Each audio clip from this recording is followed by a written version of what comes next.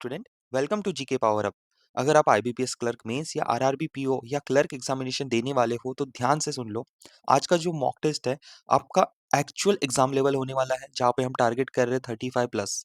New pattern के साथ 50 question होंगे जो कि एग्जाम ओरिएंटेड होंगे, और जिसमें भी हम 2 मार्क के क्वेश्चन देखेंगे कि कैसे तरीके से आते हैं। तो सबसे पहले इस मॉक टेस्ट को दीजिए, एनालिसिस कीजिए कि आपने जो पढ़ा है या मैं कुछ नई चीज़ें आपको पढ़ाने वाला हूँ, वो किस हद तक आपकी प्रिपरेशन को बूस्ट कर सकती है। आपका जो कॉन्फिडेंस अभी है, वो लास्ट तक एक लेवल पे पहुँच चुकेगा। आगे देखते हैं। जी हाँ, अगर आपने अभी तक ये मॉक टेस्ट अटेम्प्ट नहीं किए हो, तो जाइए, लिंक नीचे डिस्क्रिप्शन बॉक्स में है, अटेम्प्ट कीजिए। और हम अभी 29th तक कंटिन्यू 9th मॉक डालेंगे, मतलब हम 50 भी क्वेश्चन कर रहे हैं, तो 450 हम क्वेश्चन और मॉक टेस्ट अटेम्प्ट कर रहे हैं। और ये ऑलरेडी 6 मॉक्स अपलोड हो चुकी है। मुझे पता है कि मैराथन जो सीरीज होती है 9-9 घंटे की, आप में से शायद ही 10% लोग होंगे जो देखते होंगे, और ये सही समय आपके हिसाब से हो सकता है कि लास्ट में मैराथन सीरीज अटेंड करें। बट भाई, जो पढ़ा है उसको रिवाइज, और जो क्वेश्चन आते हैं उसी पैटर्न पे ये हमारी मॉक टेस्ट आधारित है। तो चलिए, सबसे पहले हम इस मॉक टेस्ट को शुरू करते हैं, लेकिन उससे पहले आपको थोड़ा कंफर्ट जोन में ले जाना चाहता हूँ। मतलब हम हर मॉक टेस्ट के पहले, मेरा एक टेक्निक है कि हम नेशनल पार्क रिवाइज करते हैं। एक स्टैटिक का क्वेश्चन बनता है, और ये मेरे टिप्स एंड ट्रिक्स है। आज हम उत्तराखंड के नेशनल पार्क पढ़ेंगे। बस 2 मिनट दीजिए, मॉक टेस्ट शुरू हो जाएंगे। देखिए, एक ट्रिक है। क्या है? उत्तराखंड के कहा जाते हैं राजा जी, एक राजा जी है जो जाते हैं जिम। तो जिम जाने वाले राजा जी, और राजा जी का नाम है गोविंद राजा जी। ये दो देवियों को, यहाँ पे दो देवियां रहती है उत्तराखंड में, इनको फ्लावर चढ़ाते हैं। तो आपको पता है अपनी ट्रिक। उत्तराखंड के जिम जाने वाले गोविंद राजा जी दो देवियों को फ्लावर चढ़ाते हैं। जिम जाने से अपने को याद रखना है जिम कॉर्बेट नेशनल पार्क। राजा जी मतलब गोविंद नेशनल पार्क, और राजा जी नेशनल पार्क। दो देवियाँ कौन-सी है? नंदा देवी एंड गंगोत्री देवी। तो नंदा देवी नेशनल पार्क और गंगोत्री नेशनल पार्क। क्वेश्चन हमेशा यहाँ से बनता है कि वैली ऑफ फ्लावर्स कहाँ पे है? तो जी हाँ, उत्तराखंड में। दूसरा नेशनल पार्क मैं आपको आसानी से यहाँ पे याद कराऊंगा, वो है आपका असम का। जी हाँ, देखिए, असम के मानस नाम के एक काजी होते हैं और एक मोना होती है। उनको ऑरेंज और खोआ पसंद है। खोआ आपको पता नहीं, तो एक मिठाई का प्रकार है जिससे मिठाइयाँ बनती है। सिंपल सी बात है। हर मॉक टेस्ट में मैं आपको पहले के कुछ मिनट्स एक कंफर्ट जोन में ले जाना चाहता हूँ, ताकि मॉक टेस्ट हम बड़े आसानी से करें। मानस का मतलब क्या होता है? एक होता है मानस नामेरी नेशनल पार्क। दूसरा अगर बात करें तो ये कवर हो गया मानस नाम के। उसके बाद काजीरंगा। काजी आपको पता है, काजीरंगा नेशनल पार्क। इसको हाल ही में एक स्टेटस मिला है, वो भी करंट अफेयर्स, और आपके आने वाले मॉक टेस्ट में अटेम्प्ट करेंगे। मोनाक्स से क्या होगा? ठीक है, आपको ये याद रखना है, रायमोना नेशनल पार्क को ऑरेंज पसंद है और खोआ पसंद है। तो देखिए, दिब्रू साई खोआ। आपको ऑरेंज पसंद है तो राजीव गांधी ओरांग नेशनल पार्क। और लेटेस्ट का जो असम का नेशनल पार्क है 2020 में ऐड हुआ है, वो है देंग पटके नेशनल पार्क। आई होप कि अब कंफर्ट जोन में आ चुके हैं। हम शुरू करते हैं अपनी मॉक टेस्ट। उसके पहले दिल्ली में 2025, मतलब इसी साल, वर्ल्ड पैरा एथलेटिक्स चैंपियनशिप हुई है। जी हाँ, यस सर, पता है, आपने बताया है। आगे बढ़ते हैं, क्या हुआ इसमें? हाल ही में ये समापन हुआ है, एंड हुआ है। तो यहाँ से प्रश्न बन सकते हैं। क्या प्रश्न बन सकता है कि जो world para athletics championship new Delhi में हुई है, तो इसका मैस्कॉट क्या है? जी हाँ सर, आपने बताया है विराज है। ओके।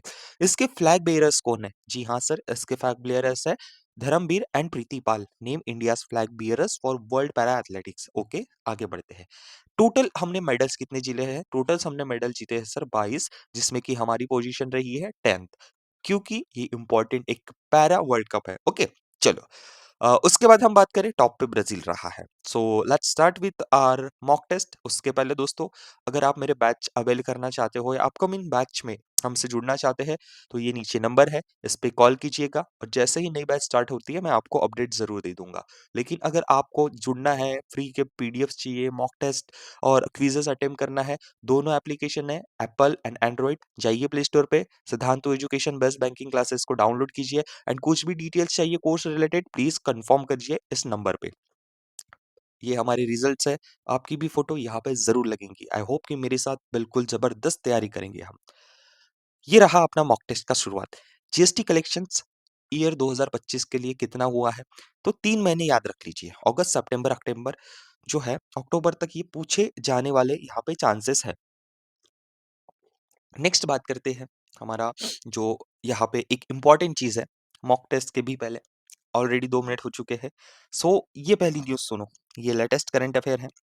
इसमें यहाँ पे एक चीज़ देखना है कि अ, नेशनल गोपाल रत्न अवार्ड अनाउंस हुआ है, ठीक है? कल की ही बात है, ठीक है? नेशनल गोपाल रत्न अवार्ड अनाउंस हुआ है। सर ये क्या चीज़ है? देखो, नेशनल गोपाल रत्न अवार्ड देश में डेयरी सेक्टर में और पशुपालन को बढ़ावा देने के लिए एक पुरस्कार होता है। इससे क्या होता है? इससे कृषि एवं किसान मंत्रालय, राइट? तो यहाँ पे अनाउंस कौन करती है? एनिमल हस्बेंड्री एंड डेयरिंग, ठीक है? ये आपका अनाउंसर होती है। हम बात करें तो ये उन किसानों को दिया जाता है जो कि डेयरी किसान होते हैं। डेयरी कोऑपरेटिव जो समितियाँ होती है, सहकारी समिति और आर्टिफिशियल इंटेलिजेंस के द्वारा जो इनकी गुणवत्ता वाली डेयरी का उत्पादन करते हैं, हाई टेक्नोलॉजी का यूज़ करते हैं। जो ऐसी हमारी गाय होती है जो दुधारू नस्लें वाली होती है जिनसे हम मिल्क ज़्यादा प्रोडक्शन कर सकते हैं।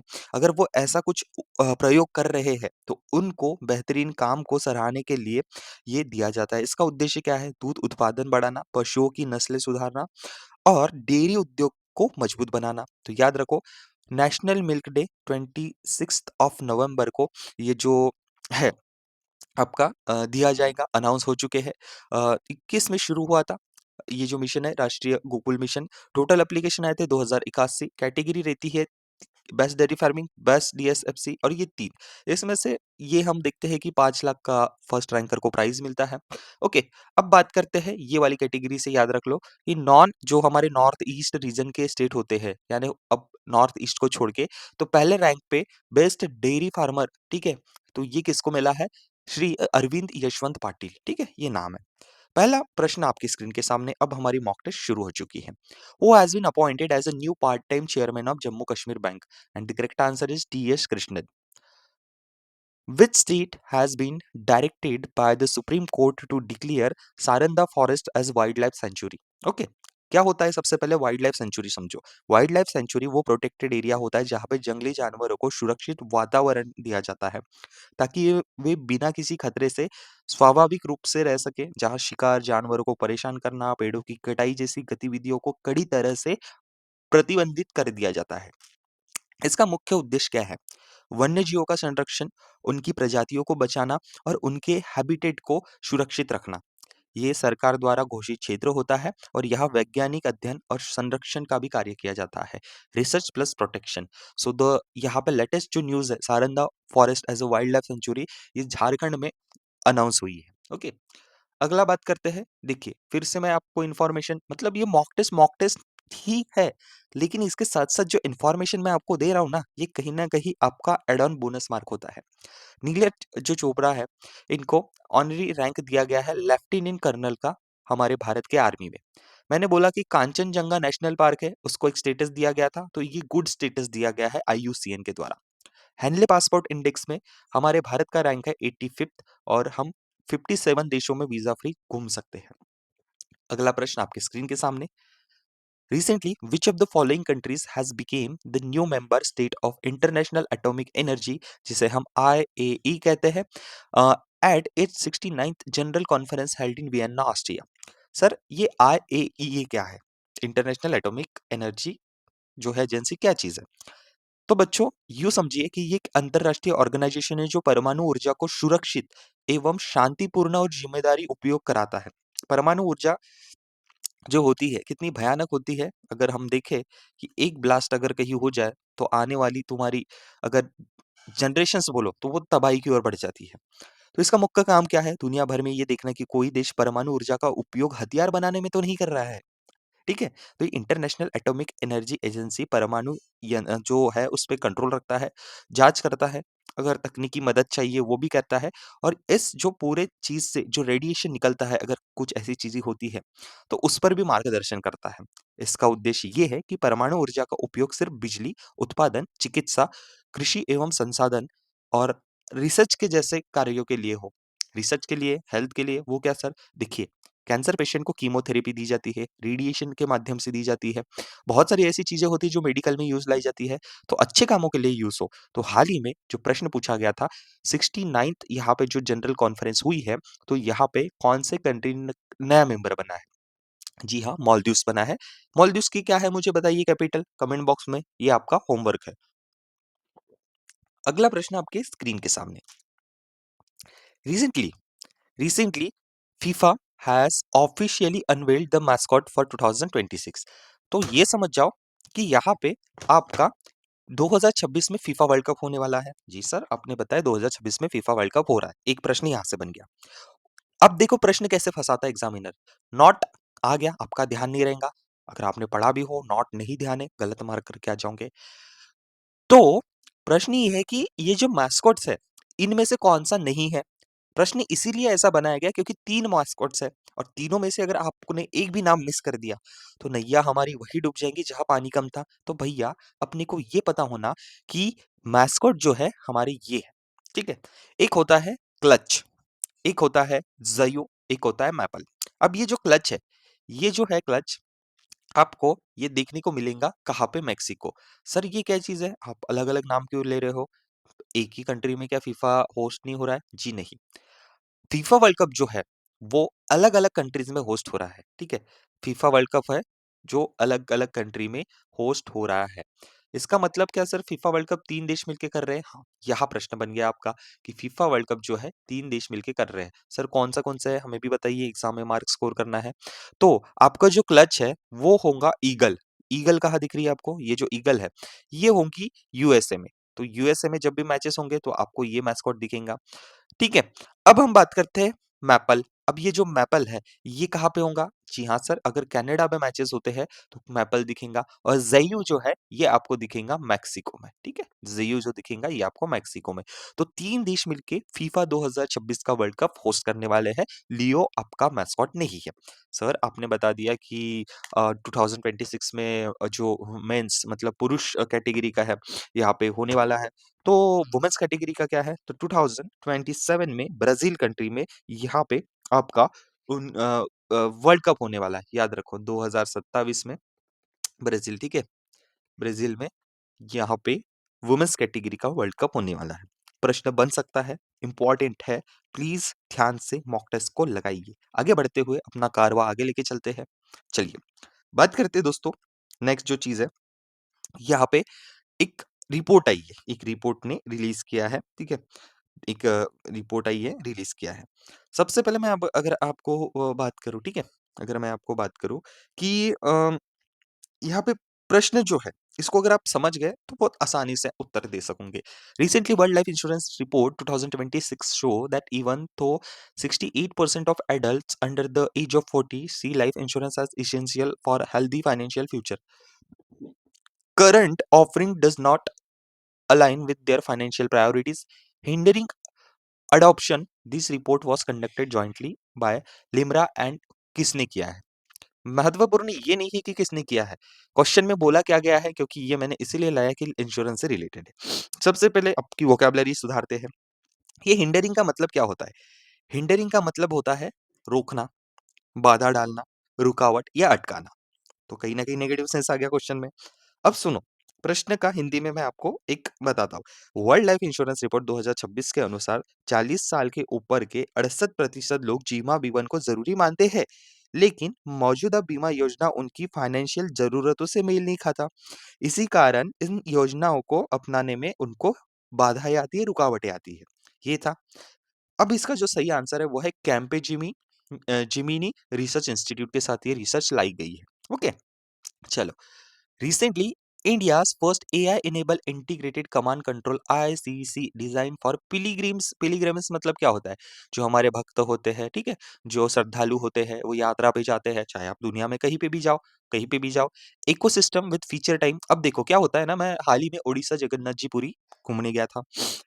सर जी वहाँ पे दिक्कत ये हो गई थी कि ऐसा कुछ त्योहार था कि भीड़-भड़ाक बहुत हो गई थी, अनकंट्रोल्ड भीड़ थी। अब क्या हुआ कि मुझे पता तो चले कि एग्जैक्ट लोकेशन पे क्या भीड़ है, जिससे मैं खाली समय पे जा पाऊँ, या मुझे मेरे परिवार में किसी को हेल्थ रिलेटेड इश्यू है, तो उस क्राउड से मैं बचूँ। तो real time crowd prediction safety monitoring has been inaugurated at which of the following location? जी हाँ, अब हुआ है तिरुमला टेम्पल आंध्र प्रदेश में, जिसको आपको पता लगेगा कि क्या पोजीशंस है, ठीक है? तो ये याद रखिए। जी हाँ, आगे बढ़ते हैं। As per recent information, Indian military is set to test drones, जी हाँ, ड्रोन्स की बात हो रही है। Counter drone system in exercise scheduled to be held in Madhya Pradesh. हाँ, ये ऐसी एक्सरसाइज होने वाली है जहाँ पे ड्रोन से रिलेटेड हम एक्सरसाइज करने वाले हैं। उसका नाम क्या है? ठीक है, what is the name of this exercise? इसका नाम है दोस्तों ऑप्शन नंबर आपका C which is the cold start. ठीक है, कोल्ड स्टार्ट। सो बहुत ही इंपॉर्टेंट है, याद रख लीजिए क्या-क्या चीज़ होती है, क्या नहीं होती। तो ये मध्य प्रदेश में है, ठीक है? तो इम्पोर्टेंट है, प्लीज़ याद रखिए। नेक्स्ट जो है, आपको 2 काम करना है। आपको इस लेक्चर की पीडीएफ चाहिए, चैनल को सब्सक्राइब कीजिए, टेलीग्राम चैनल को जॉइन कीजिए जिसकी लिंक डिस्क्रिप्शन बॉक्स में है एंड इस टेस्ट को अटेम्प्ट करने के बाद मुझे अपना स्कोर कार्ड कमेंट बॉक्स में बताइए कि कितने सही हुए हैं। चाहे आपको 1 मार्क क्यों ना आए, मैं आपके साथ हमेशा खड़े रहूँगा इस सेक्शन को लेके। तो प्लीज़ हर दिन सुबह 6 बजे उठिए, मॉक टेस्ट लगाइए एंड अपना सक्सेस कन्फर्म कीजिए। आगे बढ़ते हैं दोस्तों। Recently Recently, which of the following institute has been nominated as UN Center of Excellence, United Nations Center of Excellence for Artificial Intelligence focusing on capacity building and skill development by Indian government? Okay, sir आपने बोला कि UN centre of excellence for artificial intelligence, ये क्या है? देखिए, ये एक ऐसा विज्ञान ज्ञान केंद्र है, ठीक है, जो संयुक्त राष्ट्र बनाता है ताकि आर्टिफिशियल इंटेलिजेंस से जुड़े शोध, नीतियाँ, सुरक्षा और जिम्मेदार उपयोग हो सके। आसान भाषा में और समझो, आर्टिफिशियल इंटेलिजेंस का इंटरनेशनल जो ट्रेनिंग और रिसर्च सेंटर है, वो कहाँ पे है वो पूछा है, तो सबसे पहले वो देखिए Indian Institute of Technology IIT Madras. जी हाँ। अब काम क्या होगा? देशों को आर्टिफिशियल इंटेलिजेंस का सही और सुरक्षित उपयोग सिखाया जाएगा। सरकारों को आर्टिफिशियल इंटेलिजेंस की पॉलिसीज बनाने के लिए मार्गदर्शन किया जाएगा। आर्टिफिशियल इंटेलिजेंस के जोखिम एवं नैतिकता जो होती है, डेटा सुधारना, इन सब पे रिसर्च होंगी। तो ये चीज़ समझो कि इंटरनेशनल मतलब यूएन का जो centre of excellence for AI है, वो जगह ऐसी है जहाँ संयुक्त राष्ट्र एआई तकनीक पर रिसर्च करता है, देशों को एआई सुरक्षित और जिम्मेदारी सिखाता है और सरकारों को सही आर्टिफिशियल इंटेलिजेंस की नीति बनाने में मदद करता है। राइट? तो ये जो है, ये बहुत ही इंपॉर्टेंट चीज़ होती है। अगला प्रश्न आपके स्क्रीन के सामने दोस्तों, चलिए। क्या है? कुछ तो पोर्टल है, कुछ तो चीज़ है। Recently, APITA portal is an initiative by Central Council for Research in Ayurvedic Sciences to document the real to document the life, ठीक है? Document the life and contribution of prominent Ayurveda practitioners and luminaries who have preserved, practiced, and promoted Ayurveda. In the acronym APITA what does the first letter A? सब बता दिया, information दे दिया, जब पूछना ही उसको इतना था। ये होता है टाइम कंज्यूमिंग वाले क्वेश्चंस। जी हाँ, समझ गए। इसको आपको 2 मार्क में डाल देंगे। अब समझो, ये जो एपिटा पोर्टल है ये क्या है? ये एक डिजिटल लाइब्रेरी है जहाँ पे आयुर्वेदिक के क्लासिकल मतलब पुराने टेक्स्ट को ऑनलाइन रूप से उपलब्ध कराया गया। इस पोर्टल को CCRAS central council for research in Ayurvedic sciences ने बनाया है। यहाँ पर ग्रंथों को खोजा जा सकता है, पढ़ा जा सकता है, बहुत सारे क्लासिकल आयुर्वेदिक टेक्स्ट्स को रिसर्च मटेरियल्स के रूप में आप इस्तेमाल कर सकते हो। यहाँ पे अगर हम बात करें, जिसकी यहाँ पे जो प्रोमिनेंट आपके आयुर्वेदा प्रैक्टिशनर्स है, उनकी लाइफ, उनके कॉन्ट्रीब्यूशंस को भी प्रिजर्व करके रखा गया है। अब ये शिक्षा, रिसर्च और प्रैक्टिसनर्स दोनों के लिए उपयोगी है, क्योंकि इससे आयुर्वेदिक की जो मूल किताबें हैं और जो नॉलेज है वहां तक आप आसानी से पहुंच सकते हो। सो एपिटा में ए का फुल फॉर्म है एडमायरेबल। तो देखिए, अगर यहाँ पे एपिटा में एडमायरेबल नहीं था और दूसरा ए था, तो फिर उसका रहता है full form Ayurveda. A for Ayurveda, A for admirable. अगर एडमायरेबल नहीं है, आयुर्वेदा है, तो गो फॉर दैट। एंड अगर आयुर्वेदा नहीं है तो go for admirable. So admirable personalities to transform Ayurveda portal. Okay, आगे बात करते हैं। Ministry of Housing and Urban Affairs has launched Dash, a massive urban waste management mentorship initiative involving 72 mentor cities around 200 mentee cities। Mentor mentee programme क्या है? आप यहाँ से समझ चुके होंगे। मेंटर मेंटी बोला तो कहीं ना कहीं जोड़ी की बात हो रही है। तो स्वच्छ शहर जोड़ी। ओके सर, स्वच्छ शहर जोड़ी क्या है? देखो, स्वच्छ भारत मिशन शहरी के अंदर एक नया प्रोग्राम है जिसमें 72 मेंटर मतलब मार्गदर्शक शहर और लगभग 200 मार्गदर्शित शहर, मेंटर प्लस मेंटी को जोड़े गए हैं। मेंटर मतलब क्या होता है कि वो शहर जो पहले से स्वच्छता में बहुत अच्छा प्रदर्शन कर चुके हैं, और मेंटी मतलब वो शहर जो सीखना चाहते हैं। इन शहरों को नॉलेज से या उनके सहयोग से कचरा प्रबंधन, सफाई में सुधार हो सके, ये सब चीज़ें कराई जाएँगी। यह एक समयबद्ध मतलब टाइम बाउंड और आपका रिज़ल्ट ओरिएंटेड मेंटरशिप मॉडल है, जिससे सभी शहर स्वच्छता में आगे बढ़ेंगे। तो याद रखो दोस्तों, इम्पोर्टेंट है। अगला प्रश्न आपके स्क्रीन के सामने, आंसर इज़ बी। तो क्वेश्चन पढ़ते हैं। मुझे ये बताना है आपको कि हाल ही में जो सोडार मतलब sound detection and ranging system facility आई है इंडियाज मेट्रोलॉजिकल डिपार्टमेंट दिल्ली में, तो ये जो सोडार सिस्टम है ये डिजाइन और डेवलप किसने किया गया है? ऐसे ही प्रश्न आपके एग्जामिनेशन में पूछते हैं। सिंपल रखना है, कोई चीज नहीं। समझो, सोडार का मतलब क्या होता है? एक ऐसा उपकरण जो साउंड वेव्स का इस्तेमाल करके वातावरण की ऊंचाई पर हवा की गति, दिशा को और टेम्परेचर को मापता है। ठीक है। तो सोडार, आपको एक चीज याद रखना है कि जैसे रडार मतलब रेडियो की तरंग भेजकर चीज़ें दिखता है, वैसे ही सोडार जैसे रडार, रडार आपको पता है, आपने मूवीज़ में देखा होगा, तो क्या बोलते हैं यार, रडार में अगर वो प्लेन आएगा तो हमको दिख जाएगा। वैसे ही सोडार मतलब क्या होता है? ध्वनि मतलब साउंड की जो तरंगे होती है ना, ऊपर हवा में भेजता है और ये हवा से टकरा कर वापस आती है। इससे हमें पता चलता है कि ऊपर हवा कितनी तेजी और किस दिशा में कैसी चल रही है।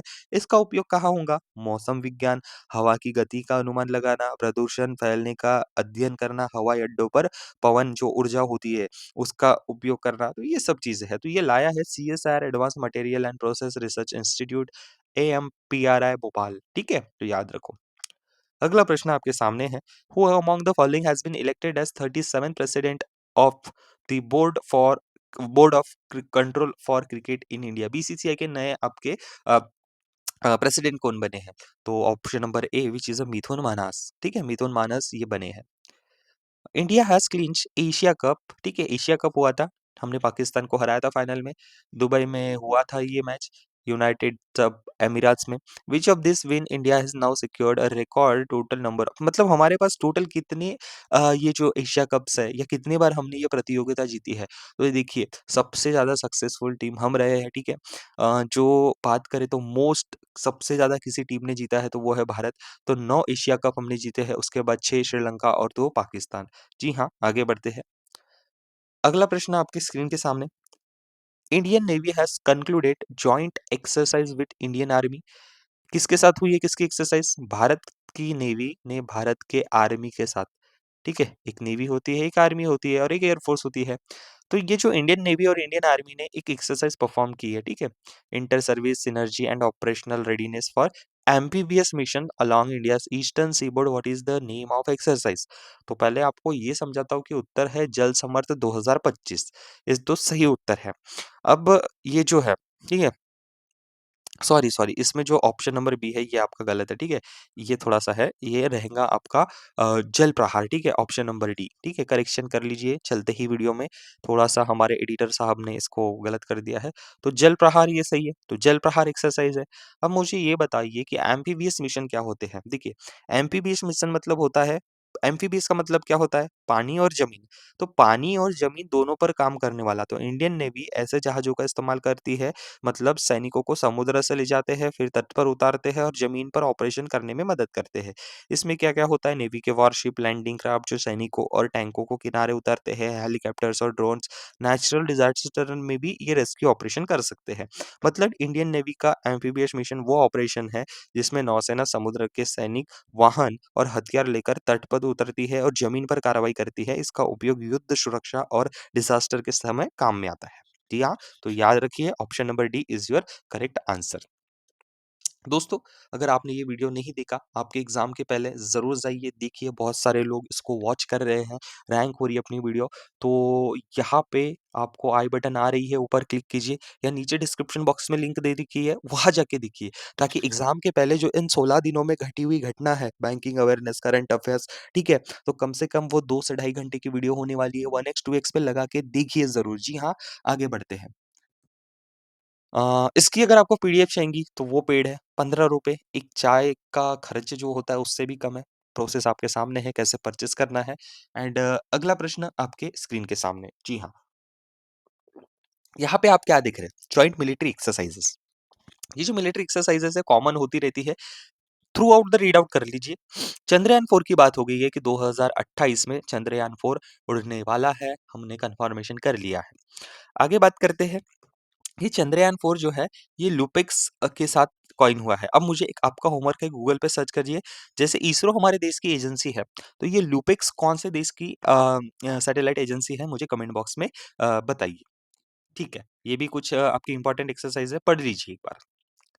Okay, UNESCO has officially announced the designation of cold desert biosphere reserve as part of 26th new site added to UNESCO World Network of Biosphere Reserve.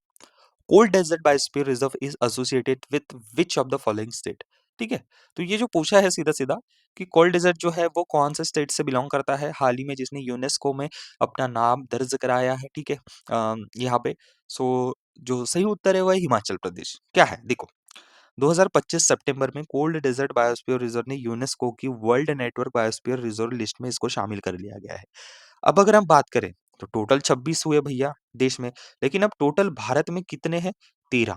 ठीक है, तो टोटल भारत में 13 जो यूनेस्को बायोस्फीयर रिजर्व है, ठीक है, यूनेस्को बायोस्फीयर रिजर्व कितने हैं? टोटल 13 है। ठीक है, अगर हम बात करें तो ये जो आपका कोल्ड डेजर्ट बायोस्फीयर रिजर्व है, इसकी टोटल आपको एरिया पूछा जाए तो कितना है? 7,770 स्क्वायर किलोमीटर इन इंडिया। ठीक है, कहाँ पे बसा हुआ है ये? हिमालय में, across the landscape of Himachal Pradesh की जो लाहौली स्पीति डिस्ट्रिक्ट है, ठीक है, उसमें बसा हुआ है, जिसको हम स्पीति वैली भी कहते हैं, राइट। तो बहुत ही इंपॉर्टेंट चीज है, याद रख लीजिए, पूछना संभव है, 3 स्टार क्वेश्चन है। ओके, चलो आगे बढ़ते हैं। नेक्स्ट जो है, as per recent released report title, ठीक है, recent release report title mega hubs 2025, ठीक है, mega hubs 2025, which of the following airport has top the list offering more than 59,000 potential connection to 226 destination on its busiest day.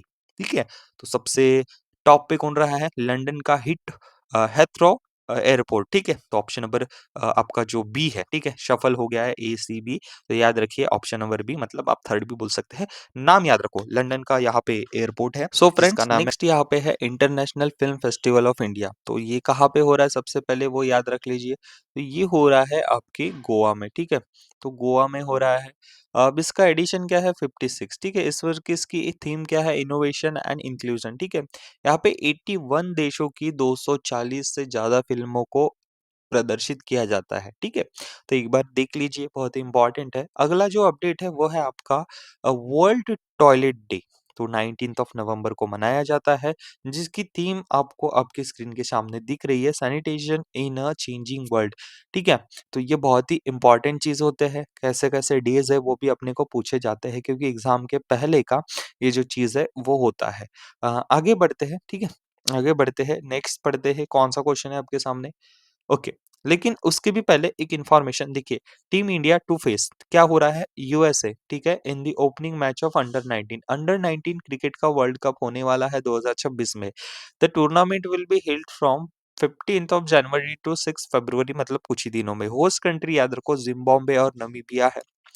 Total 16 टीमें हैं, 4 groups होंगे, 41 matches खेले जाएंगे। India are placed in group A with USA. तो important चीज क्या है? Host कौन कर रहा है, उसके बाद टूर्नामेंट कहाँ पे हो रहा है, राइट? तो ये इंपॉर्टेंट है, याद रखिए। नेक्स्ट जो क्वेश्चन है आपके सामने, इंपॉर्टेंट जो चीज है वो क्या है?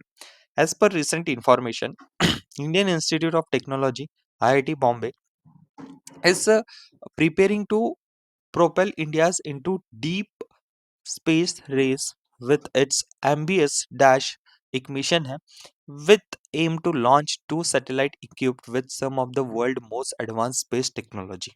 ओके, क्या चीज है ये? आगे बढ़ते हैं, पहले तो देख लेते हैं सही क्या है। इस ऑपरेशन का नाम है ऑपरेशन या मिशन दक्ष। क्या चीज है देखो, ये जो दक्ष एक प्रपोजल मिशन है जिसमें 2 सैटेलाइट उपग्रह भेजे जाएंगे, राइट? इसमें जो 2 सैटेलाइट उपग्रह है वो भेजे जाएंगे। मिशन का मकसद क्या है कि हाई एनर्जी ट्रांजिट, मतलब बहुत ज्यादा ऊर्जा वाले अचानक जो ब्रह्मांड में अपने अंतरिक्ष में इवेंट्स होते हैं उसको पकड़ना, उसकी स्टडी करना, gamma ray burst, gravitational wave source, ठीक है। तो ये जो मिशन है ये ड्यूअल सैटेलाइट वर्ल्ड क्लास से लॉन्च करने वाला है।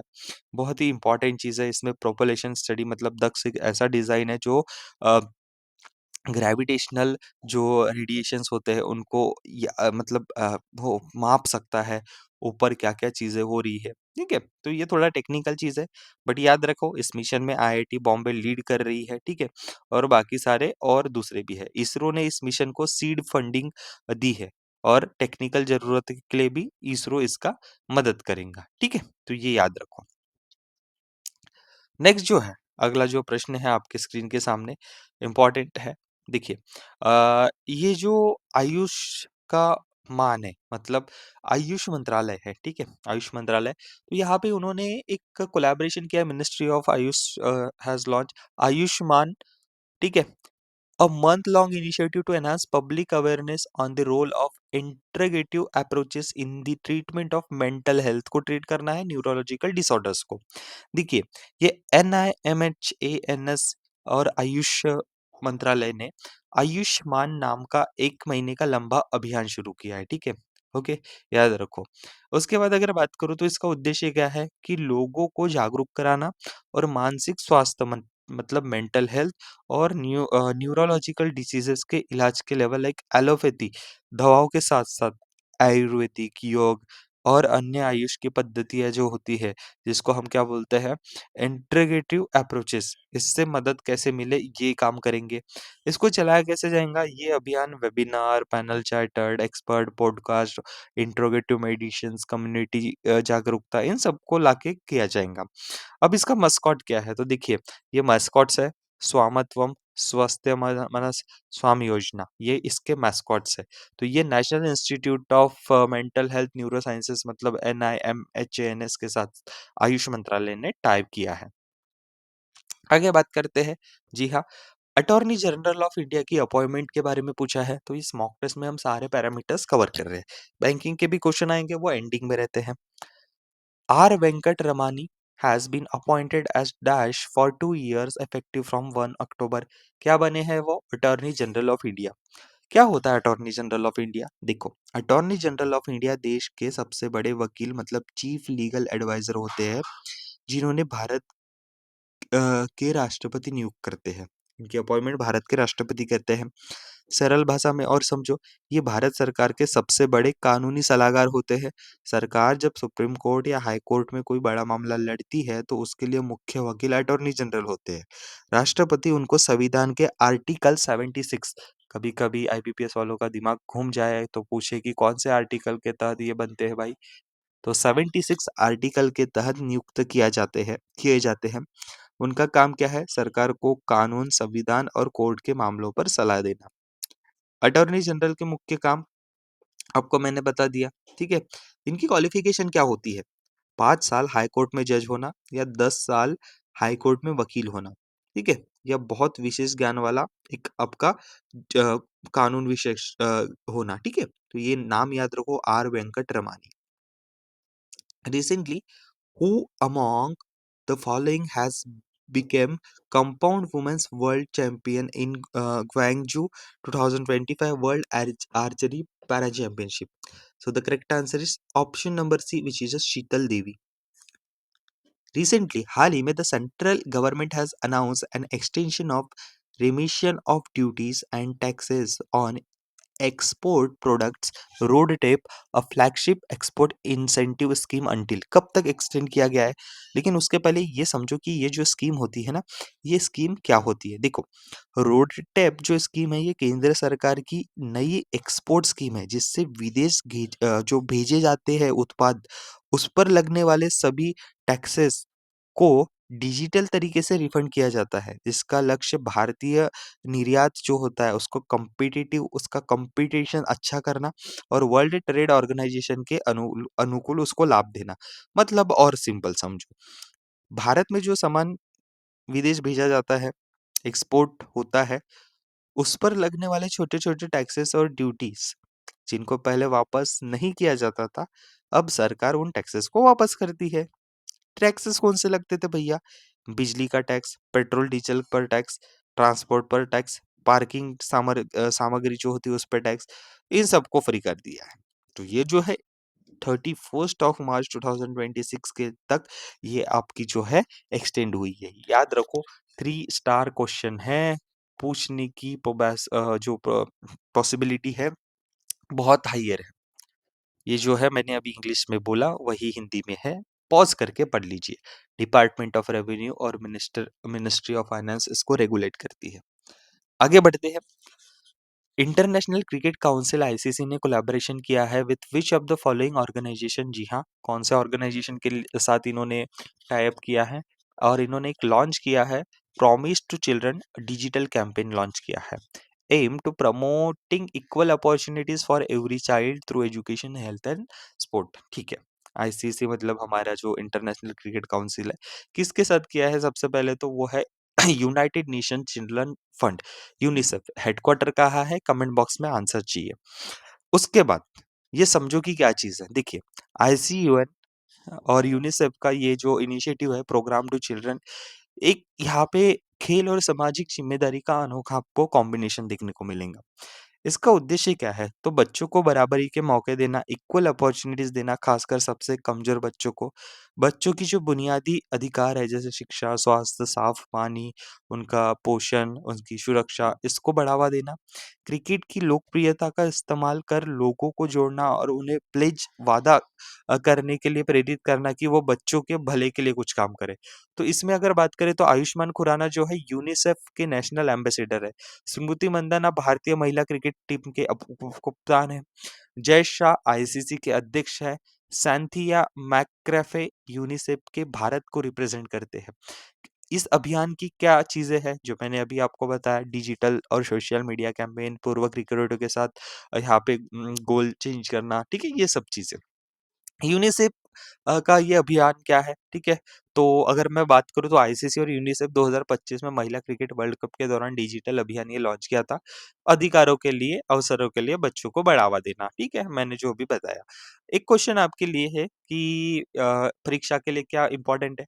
प्रॉमिस टू चिल्ड्रन आईसीसी और यूनिसेफ का है। कब लॉन्च किया गया था? वर्ल्ड कप के दौरान। आयुष्मान खुराना और स्मृति मंदाना एम्बेसडर है। और जब वो वर्ल्ड कप हुआ था तो भारत और श्रीलंका के बीच में वर्ल्ड कप हुआ था। तो प्रॉमिस टू चिल्ड्रन अभियान के अंतर्गत यूनिसेफ के लिए राष्ट्रीय ब्रांड एम्बेसडर कौन है? तो इसका आंसर क्या हो सकता है? कमेंट बॉक्स में ज़रूर बताइए। आगे बात करते हैं। According to recently released report 2025, मतलब 2000 से 2025 तक 25 साल of Indian cinema by Internet Movie Database IMDb, who among the following has emerged India's most prolific start featuring 20 out of 130 most popular Indian city। अभी पहले वर्ड क्या होता है? Prolific. Prolific का मतलब होता है कि producing a large amount of something, very productive. तो ऐसा कौन सा एक्टर है हमारे भारत देश का? ठीक है, तो ये है श्री, हमारे यहाँ पे सबसे किसी के फेवरेट होंगे तो वो है ऑप्शन नंबर ए, शाहरुख खान। ठीक है? तो याद रखिए। एक और इम्पोर्टेंट न्यूज़ छोटे-छोटे, ठीक है? Raulane festival is culturally rich and colourful festival celebrated कहाँ पे? किन्नौर डिस्ट्रिक्ट, हिमाचल प्रदेश। तो हिमाचल प्रदेश का ये फेस्टिवल है, फेस्टिवल के ऊपर प्रश्न पूछते हैं। According to recently released report, tipping point to zero evidence toward a child marriage free India by just right for children, which of the following Indian state has shown highest decline in child marriages? किस राज्य में सबसे कम देखे गए हैं? तो वो है option number B, which is Assam. ठीक है, ओके। नेक्स्ट है, recently Indian army has conducted drone Kavach exercise in which of the following state? कहाँ पे हुई है? B, option number B is your Arunachal Pradesh दोस्तों। ओके, आगे बात करते हैं। अब ये जो है, India has won 10th edition SAFF, मतलब क्या फुल फॉर्म होता है? एसएएफएफ का फुल फॉर्म होता है South Asian Football Federation under 17 men's football championship 2025 by defending which of the following countries? Bharat किसको हरा के जीता है? So option number C, which is Bangladesh. ये कहाँ पे हो रहा था पूरा टूर्नामेंट? श्रीलंका में कंडक्ट हो रहा था। ओके, आगे बात करते हैं। हाल ही में यूनियन कैबिनेट, ठीक है, recently union cabinet had approved continuation of biomedical research career programme phase 3। ठीक है, क्या होता है मैं बता रहा हूँ, ध्यान से प्रश्न की ओर समझो। This programme will implemented by department of biotechnology and Wellcome Trust, United Kingdom through the India alliance at a cost. कितना बजट इस चीज के लाया है? समझो क्या चीज है ये। यहाँ पे अगर बात करें तो ये जो प्रोग्राम है इंडिया में बायोमेडिकल रिसर्च मतलब जैसे जो डिसीज़ होती है, बी मेडिसिन्स होती है, वैक्सीन्स होती है, ह्यूमन हेल्थ होता है, इसको बूस्ट करने के लिए चलाया जा रहा है। इसका मेन एम क्या है? यंग रिसर्चर्स को ट्रेनिंग देना, उनको स्कॉलरशिप देना, फेलोशिप देना और लैब्स का सपोर्ट देना। इसमें साइंटिस्ट को long term research support, foreign training और एडवांस रिसर्च फैसिलिटीज़ का एक्सेस दिया जाता है। फेज़ 3 में क्या-क्या इंक्लूड है? देखो, young investigator fellowship, intermediate senior research fellowship, clinical scientist training programme, high end research training abroad, research lab को स्ट्रॉन्ग बनाने के लिए ग्रांट्स। तो कहीं न कहीं गवर्नमेंट ने कितना पैसा अप्रूव किया है ये पूछा गया है। जी हाँ, 1500 करोड़ रुपए इस स्कीम फेज़ 3 के लिए अप्रूव किए गए हैं। ओके।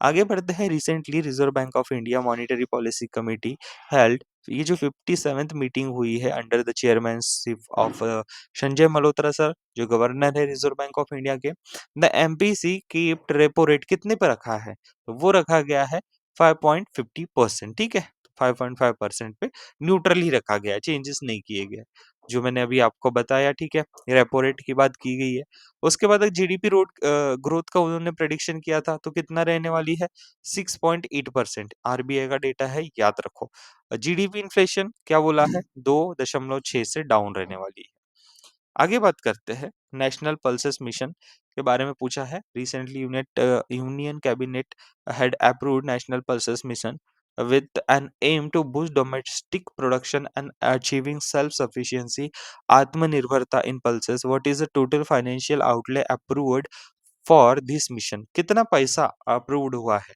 तो हुआ है 11,440 करोड़ रुपए शॉर्ट में बताता हूँ क्योंकि इसके पहले जो बच्चों ने अगर मेरा गवर्नमेंट स्कीम का लेक्चर अटेंड किया है तो उनको पूरे तरीके से पता है इसलिए मैं बोलता हूँ कि जाइए लेक्चर्स यूट्यूब चैनल पे अपलोडेड है प्लीज जरूर देखिए एंड हाँ आईबीपीएस क्लर्क के लिए डेडिकेटेड गवर्नमेंट स्कीम्स की वीडियो अगर आपको चाहिए तो प्लीज मुझे कमेंट बॉक्स में जरूर बताइए एंड हाँ इस वीडियो के लिए लाइक रखते हैं हम कम से कम 200 जितने जल्दी ये लाइक्स आ गए उतने जल्दी आपका वो वाला वीडियो भी आएगा लेकिन मैं प्रॉमिस करता हूँ एग्जाम के पहले ही आ जाएगा कैबिनेट अप्रूव ठीक है ये मिशन हुआ है फाइनेंशियल आउटले जो है 11,440 करोड़ इस स्कीम का टाइम पीरियड क्या है 2025-26 फाइनेंशियल ईयर से 2030-31 तक ऑब्जेक्टिव क्या है कि पूरा जो हमारा पल्सेस है उसके लिए आत्मनिर्भर होना है एक एक कहानी सुनाता हूँ समझोगे आप इसकी। देखो एक बार की बात है दालपुर नाम का एक गाँव था। दालपुर दाल दाल की पल्सेस की बात हो रही ना तो दालपुर नाम का एक गाँव था। इस गाँव के लोगों को दाल बहुत पसंद थी। मसूर, मूंग, चना, उड़द सब। याद रखो मसूर, मूंग ठीक है चना और उड़द। लेकिन एक प्रॉब्लम थी गाँव में दाल की पैदावार कम हो रही थी और लोगों को महंगी दाल खरीदनी पड़ रही थी। तो एक दिन सरकार ने क्या एक मिशन लाया नेशनल पल्सेस मिशन इस मिशन ने क्या किया कि किसानों को अच्छे बीज दिए ताकि प्लांट्स स्ट्रांग हो और दाल की क्वांटिटी बढ़े खाद और दवाइयों पर सस्ता सपोर्ट दिया ताकि फसलें हेल्दी रहे ट्रेनिंग दी किसानों को सिखाया कि दाल की मॉडर्न फार्मिंग कैसे करते हैं मशीन्स और इरिगेशन मदद से ताकि बारिश ना हो तब फसल अच्छी हो रिसर्च स्टेशन बनाए जहाँ एक्सपर्ट नए नए ईल्ड्स दाल के बीज बनाते हैं कुछ ही सालों में दालपुर में दाल की प्रोडक्शन 3 गुना बढ़ गई अब गांव के लोगों को सस्ती दाल किसानों को ज्यादा कमाई और देश को खुद की दाल में आत्मनिर्भरता मिल गई यही है नेशनल पल्सेस मिशन का काम और एम देश में दाल की पैदावार को बढ़ाना दाल को सस्ता रखना और किसानों की कमाई बढ़ाकर उन्हें स्ट्रांग बनाना आई होप कि ये समझ गए होंगे चलिए आगे बढ़ते हैं नेक्स्ट है recently the world highest bridge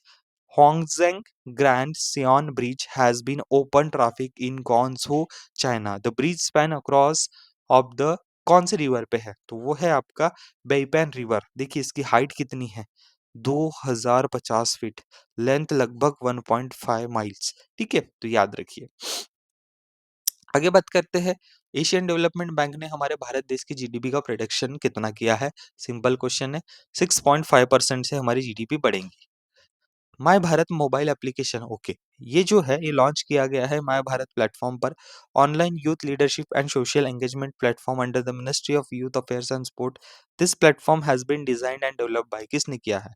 सबसे पहले समझो कि मेरा भारत मेरा युवा भारत माय भारत प्लेटफ़ॉर्म का मोबाइल वर्ज़न है। इसे department of youth affairs ministry of youth affairs ने लॉन्च किया गया है और इसको साथ में लॉन्च करने वाला है डिजिटल इंडिया कॉर्पोरेशन, ठीक है? तो ये ज़रूर याद रखिए। अब इसमें क्या है, तो जो 50 से 30 साल तक के युवा है, इनके लिए एक ऑनलाइन प्लेटफ़ॉर्म है जहाँ वो वॉलंटियरिंग, इंटर्नशिप, मेंटरशिप और एक्सपीरियंशियल लर्निंग के अवसर खोज सकते हैं, जिसमें डिजिटल पहचान, पर्सनल प्रोफाइल, एआई की मदद से रिज़्यूम बनाने का टूल भी है। तो ओवरऑल एक कहीं न कहीं बूस्ट अप है टेक्नोलॉजी का, ठीक है? तो ये याद रखो किसने किसके साथ मिलके बनाया है, ठीक है? तो आगे बात करते हैं अगला प्रश्न।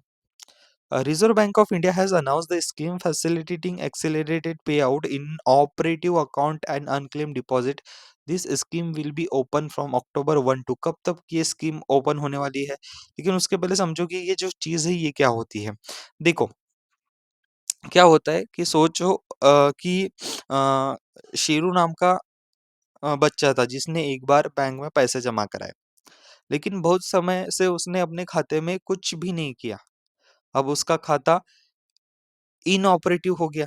तो आरबीआई ने क्या कहा, अगर बैंक शेरू जैसे बच्चों को शेरू जैसे बच्चों के सोए हुए खाते मतलब बंद इनऑपरेटिव हुए खाते को फिर से जगाए और उन पैसों को वापस उनकी असली मालिकों को दे, तो हम बैंक को इनाम देंगे। इसीलिए बैंक जागरूक होकर उन खातों को एक्टिव करेगा और ग्राहकों को उनका पैसा वापस दिलाएगा। मतलब क्या कि कहीं न कहीं यहाँ पे रिज़र्व बैंक ऑफ चाहता है कि जो पैसा बचा है, जो बैंकों के पास है, वो उनके असली मालिकों तक जाए। इसको फ़ायदा क्या होगा? बैंक पैसे देंगे और बैंक को भी खुद पैसा मिलेगा रिज़र्व बैंक ऑफ इंडिया के द्वारा। इस वाली चीज़ को मैंने पहले मॉक टेस्ट में या हमारे जो प्रीवियस इन गवर्नमेंट की वीडियोज़ है, जिस जो रेगुलर देख रहे हैं, वहाँ पे बहुत अच्छे से समझाया है। लेकिन अभी भी मैंने आपको एक मोटा-मोटा अंदाज़ा दे दिया है। लेकिन कोई दिक्कत नहीं, ये याद रखो सितंबर 30, 2026 तक इसको एक्सटेंशन दिया गया है। आगे बढ़ते हुए बात करते हैं, border road organisation has marked 65th rising day of its by announcing the new highway project worth 1500 1152.66 crore का सिक्किम में। कौन से प्रोजेक्ट के तहत इतने बड़े रुपयों का यहाँ पे प्रोजेक्ट लाया गया बॉर्डर रोड ऑर्गेनाइजेशन ने? तो वो है प्रोजेक्ट स्वास्तिक, ठीक है? तो याद रखो सिक्किम में। अब आगे बढ़ते हैं as per recently release 2025 index of economic freedom, which of the following countries has secured the top rank as the world freest economy? क्या होता है भाई वर्ल्ड फ्रीस्ट इकोनॉमी? सबसे पहले समझो कि इकोनॉमी फ्रीडम इंडेक्स क्या होता है? यह एक इंटरनेशनल रिपोर्ट है जिसमें यह मापा जाता है कि किस देश की अर्थव्यवस्था कितनी फ्री है, आज़ाद है। ये बताता है कि किसी देश में लोग और व्यवसाय कितनी आसानी से बिज़नेस शुरू कर सकते हैं, कितनी आज़ादी से व्यापार ट्रेड कर सकते हैं, टैक्स और सरकारी नियम कितने सरल है, संपत्ति मतलब प्रॉपर्टी की सुरक्षा कैसी है, सरकार को आर्थिक कामों में दखल देने में कितना मज़ा आता है या नहीं वो करते। जो देश कम नियम, कम भ्रष्टाचार, कम इनकम टैक्स और ज़्यादा व्यापार की फ्रीडम देते हैं, वो इस इंडेक्स में ऊपर आते हैं। तो इसमें आमतौर पर हेरिटेज फाउंडेशन द्वारा ये जो है आपका इकोनॉमिक फ्रीडम इंडेक्स है वो लाया जाता है। तो वर्ल्ड फ्रीएस्ट इकोनॉमी का मतलब क्या होता है? ये दूसरा हमारा वर्ड था ग्रीन में। तो वह देश जिसकी अर्थव्यवस्था सबसे ज़्यादा आज़ाद, खुली और व्यवसायी हितैषी हो। मतलब बिज़नेस खोलना सबसे आसान, विदेशी निवेश मतलब एफडीआई का कम प्रतिबंधन, सरकार का दखल बहुत कम, कानून मजबूत, प्रॉपर्टी राइट्स सुरक्षित, टैक्स कम और ट्रांसपेरेंस हो और व्यापार और इनोवेशन को बढ़ावा दे। इसीलिए जिसे वर्ल्ड फ्रीएस्ट इकोनॉमी कहा जाता है, वह दुनिया का सबसे अनुकूल आर्थिक माहौल वाला देश माना जाता है। तो वो कौन है? जी हाँ, सिंगापुर। ओके, तो आगे बढ़ते हैं। अब बात करते हैं the central government is set to launch model youth gram sabha in stimulated forum of for school children to participate in mock gram sabha session and understand the role of panchayati raj functionaries. The ministry of panchayat raj will provide support of कितने रुपए का to each school for conducting this session? ये जो session है इसको conduct करने के लिए कितना पैसा देगा? तो सबसे पहले समझो कि मॉडर्न जो आपका एक यूथ ग्राम सभा है, एक मॉक ड्रिल है। में क्या होगा, गाँव की जो ग्राम सभाएँ होती है, एक वहाँ पे कभी डिज़ास्टर या ऐसी संकट की परिस्थिति निर्माण हो, तो ये सिखाया जाएँगे कि ऐसी परिस्थिति में क्या करें। आपदा में कौन क्या करेगा, कैसे बच्चों को बचाव के लिए राहत मिलेंगी, किस तरह जल्दी फैसला लेकर पूरे गाँव को सुरक्षित रखा जाए। मतलब एक प्रशिक्षण मॉडल है, एक ट्रेनिंग मॉडल है जिसमें अ अ, तैयार किया जाएगा, ज़िम्मेदार और सक्षम कैसे बने, ये सब आपको बताया जाएगा। पैसे कितने अलॉट होते हैं एक सेशन को कंडक्ट कराने के लिए स्कूलों को, वो होता है ₹20,000। जी हाँ, आगे बात करते हैं। दोस्तों, आपने अगर ये वीडियोस अभी तक नहीं देखे हो और आपकी एग्जाम नज़दीक है, जाइए, हाथ जोड़ रहा हूँ, उसको ज़रूर अटेम्प्ट कीजिए क्योंकि यहाँ से आपके क्वेश्चन फँसने वाले हैं। प्लीज़ जाइए, चैनल पे विज़िट कीजिए, वीडियो ज़रूर देखिए। आगे बढ़ते हैं। According to recently released report titled Crime in India Report for 2023 by National Crime Record Bureau (NCRB), the crime rate in 2023 stood at, ठीक है, कितना? तो इसका जो सही उत्तर है 39.9 पर 1 लाख चाइल्ड पॉपुलेशन। याद रखो ये जो रिपोर्ट आई है उसके अनुसार ये डेटा है। ठीक है? आगे बढ़ते हैं। Recently, Reserve Bank of India has constituted a six-member payment regulatory board to oversee the functioning of payment system in country.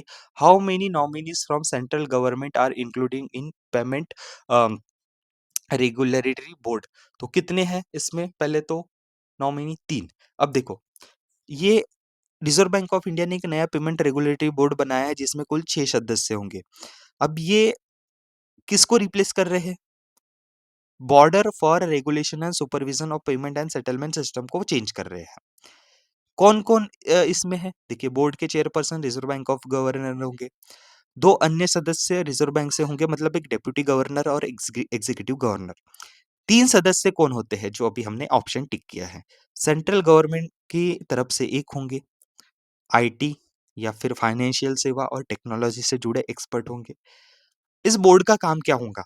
Bharat के पेमेंट सिस्टम की निगरानी करना और नियम बनाना, जैसे यूपीआई, नेफ्ट, कार्ड पेमेंट, ये जो चीजें होते हैं, ये निश्चित करेंगे कि डिजिटल पेमेंट सुरक्षित हो, धोखाधड़ी से बचा जाए और लेन-देन स्मूथली चले। सरकार और रिजर्व बैंक ऑफ इंडिया के बीच मिलकर जो आप पेमेंट पॉलिसी करते हो, ठीक है, उसको डिजिटल पेमेंट इकोसिस्टम मजबूत करना, और कम से कम ये 2 साल में ये मीटिंग होंगी। ठीक है, ओके। तो हम बात कर रहे थे इसकी, तो ऑप्शन नंबर आपका सी जो है वो सही है। आगे बढ़ते हैं। Recently Indian army has issued a tender to acquire 5 to 6 regiment of Anant Anant Shastra surface to air जो मिसाइल वेपन होते हैं, to strain air defence along borders with Pakistan and China. The tender has been issued to which of the following company? तो किसको हुआ है ये? Bharat electronics limited. ठीक है, तो इंपॉर्टेंट है, याद रखिए। चलिए, as per recent information, Tata Advanced System is set to establish India's first private sector helicopter final assembly line (FAL) to manufacture ये जो हेलीकॉप्टर है Airbus H125। दिस विल कहाँ पे है ये? ठीक है, कौन से लोकेशन पे है? तो वह वैमंगल कर्नाटका। नेक्स्ट हम बात करते हैं जो नई अपडेट है वो क्या है? ठीक है, क्या है क्या नहीं है। Recently, which of the following district in Chhattisgarh has become the first child marriage free district in India? बहुत ही इंपॉर्टेंट है। तो बालोद जो डिस्ट्रिक्ट है छत्तीसगढ़ का, वो यहाँ पे चाइल्ड फ्री हुआ है। ठीक है, रिसेंटली क्या बोल रहा है ये? तो recently, Department of Pharmaceuticals has invited application for research and innovation project under Promotion Research and Innovation in Pharma Medtech Sector Scheme। क्या होती है स्कीम? देखिए, pharma Meditech sector scheme Bharat सरकार का एक उपक्रम, एक योजना है जिसका उद्देश्य क्या है कि दवा मतलब फार्मा और मेडिकल टेक्नोलॉजी मेडिटेक सेक्टर को मजबूती देना। तो इस स्कीम के तहत सरकार क्या करती है, नई दवाओं को और वैक्सीन्स होती है, मेडिकल डिवाइसेस होते हैं, ताकि बनाने वाली कंपनियों को फाइनेंशियल फंडिंग दी जा सके। देश में उच्च गुणवत्ता वाले रिसर्च, स्टार्टअप और नवाचार इनोवेशन को बढ़ाना, भारत को दवाओं और मेडिकल उपकरणों में सेल्फ रेजिलिएंट बनाना, विदेशों से आने वाली मेडिकल उपकरणों पर निर्भरता कम करना। सीधे शब्दों में अगर बोलूँ तो ये स्कीम भारत की दवा और मेडिकल तकनीक उद्योग को दुनिया का टॉप लेवल इनोवेशन इंडस्ट्री बनाने के लिए सरकार फंडिंग और सपोर्ट वाली योजना है। तो कितना करते हैं भैया? तो जी हाँ, 5,000 करोड़, ठीक है? ओके, फाइनेंशियल आउटले इतना दिया गया है। Recently, who among the following was conferred with the prestigious Saraswati सम्मान 2024 by KK बिरला फाउंडेशन? किसको मिला है? ठीक है, तो यहाँ पे भद्रेश दास स्वामी, इनको ये अवार्ड मिला है। ठीक है, तो बहुत ही इंपॉर्टेंट होता है, एक बार याद रख लीजिए। ठीक है, चलिए आगे बढ़ते हैं। According to recent release MTM Hurun India rich list, who among the following has topped the list as Indian richest man? And the correct answer is Mukesh Ambani. तो मुकेश भाई जी ने टॉप किया है ये जो हुरून ह्यूरून इंडिया रिच लिस्ट आता है उसमें। लेकिन इसमें क्या इंपॉर्टेंट बात है, ये जो थर्ड नंबर के पर्सन है, इकलौती महिला है जिसने टॉप किया है ओवरऑल द टॉप 10 में। ये रही पूरी लिस्ट, जरूर एक बार आप पढ़ लीजिए। आगे बात करते हैं।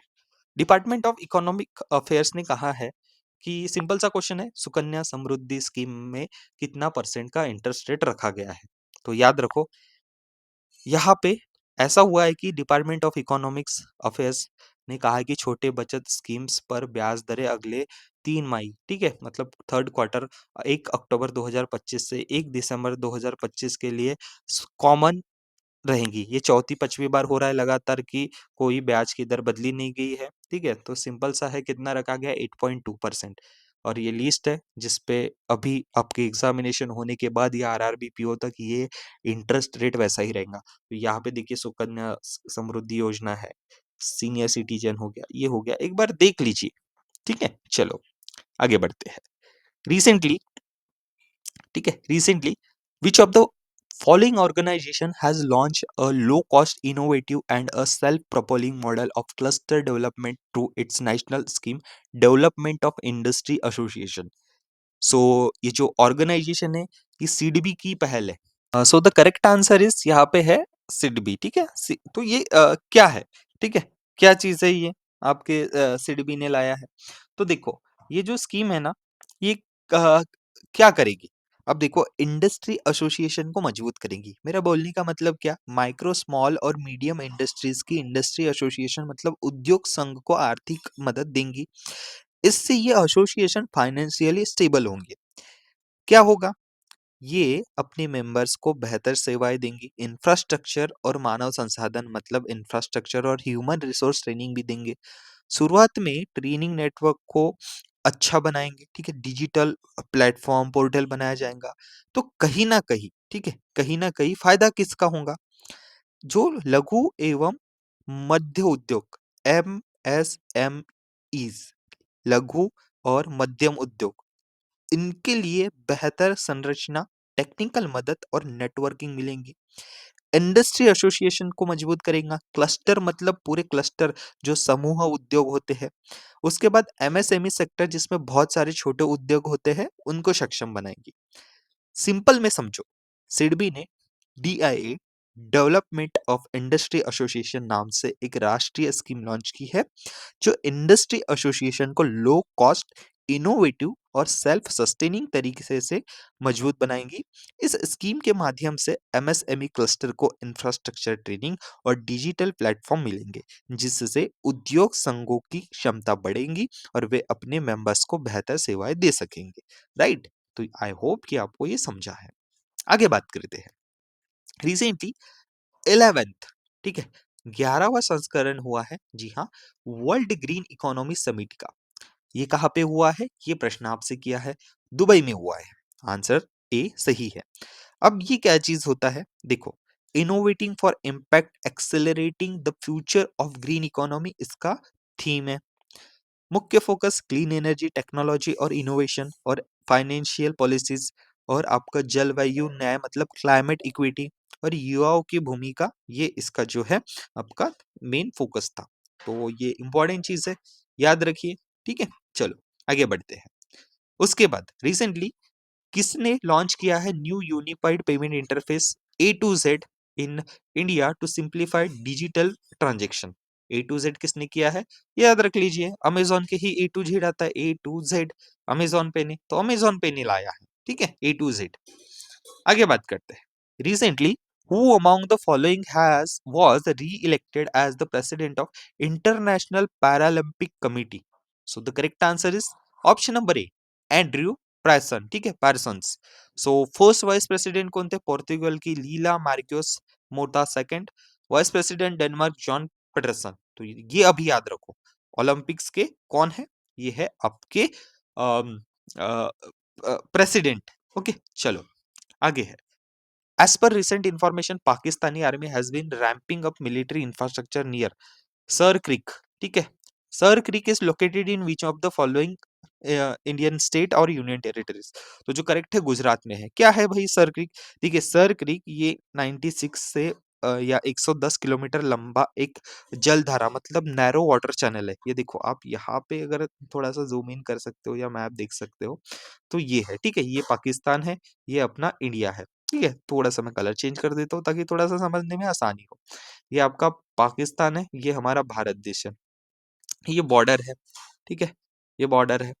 तो क्या हुआ कि ये जो 110 किलोमीटर लंबी नैरो वाटर चैनल है जो भारत और पाकिस्तान के बीच में कच्छ के गुजरात और सिंध पाकिस्तान इलाके में है। तो ये जो है बॉर्डर शेयरिंग हो रही है पाकिस्तान इंडिया और गुजरात के बीच में। ये अरेबियन सी में जाकर मिलती है। सर क्रीक भारत पाकिस्तान के बीच जगह सीमा बाउंड्री तय करने को लेकर एक विवादी क्षेत्र है, ठीक है? तो ये समझो कि सर क्रीक भारत के गुजरात और पाकिस्तान के सिंध के बीच में एक वाटर जल मार्ग है जो दोनों देशों को समुद्र सीमा तय करने के लिए बहुत महत्वपूर्ण माना जाता है। तो ये याद रखो दोस्तों। आई होप कि आपको ये मॉक टेस्ट जरूर पसंद आए होंगी। आपको अगर महाराष्ट्र से आप हैं या आप ऑनलाइन भी कोचिंग क्लास अवेल करना चाहते हैं या आपको मेरे तरीके से या मुझसे पर्सनली पढ़ रहा है, तो आप इस नंबर पे कांटेक्ट कीजिए। यहाँ पूछिए कि स्वप्नेश सर की अपकमिंग बैचेस कब से शुरू हो रही है, या फिर आपको मेंस रिलेटेड बैच चाहिए तो प्लीज इस नंबर पे कॉल कीजिए। एंड आपको ऑफलाइन या ऑनलाइन एडमिशन लेना है तो इन ब्रांचेस पे विजिट कीजिए। ऑनलाइन के लिए ये हमारे नंबर्स है, इस पे जरूर कॉल कीजिए। आपको पूरी इंफॉर्मेशन आपको दी जाएँगी, हर मदद की जाएँगी। तो आपको ये यूट्यूब चैनल, इंस्टाग्राम पे सिद्धांतु एजुकेशन को फॉलो करना है। साथ ही साथ मेरे जो लेक्चर्स हैं, मेरे चैनल पे तो आएँगे ही आएँगे। आगे चल के जो पेड कोर्स है, अपकमिंग बैचेस, अपकमिंग एग्ज़ाम्स के लिए, जल्द ही मैं आप सबकी बहुत ज़्यादा डिमांड आ रही है, तो लॉन्च करने वाला हूँ। तो प्लीज़ इस नंबर पे कॉल कीजिए और बस पूछना है कि मेरा जो कोर्सेज़ है ये कब और कैसे लिया जाए, ठीक है? तो बिल्कुल आपको गाइडेंस दी जाएँगी और टेलीग्राम चैनल से मेरे जुड़ने का एक फ़ायदा है कि पहले ही आपको अपडेट आ जाएँगी। तो नीचे टेलीग्राम की लिंक दे रखा हो, क्लिक कीजिए, जॉइन हो जाइए। और हाँ, सबसे इम्पोर्टेंट काम, अगर आपको मेरा तरीका पढ़ाने का, मेरा कंटेंट अच्छा लगता है, तो 2 चीज़ें मुझे आपसे चाहिए। एक, इस वीडियो के लिए सब्सक्राइब बटन जो होता है वो क्लिक कीजिए, एंड दूसरा वीडियो को लाइक ज़रूर कीजिए। एंड हाँ, आपके रिव्यूज़ ज़रूर बहुत इम्पोर्टेंट होते हैं। चाहे मुझसे कुछ मिस्टेक हो गई, आप सुधारिए, आपसे कुछ मिस्टेक हो गई, मैं सुधारूँगा और साथ में मिलके हम इस एग्ज़ाम को क्रैक करेंगे। सो यस, यहाँ पे इस वीडियो को आपको एक और चीज़ करना है, शेयर करना है अपने दोस्तों के साथ।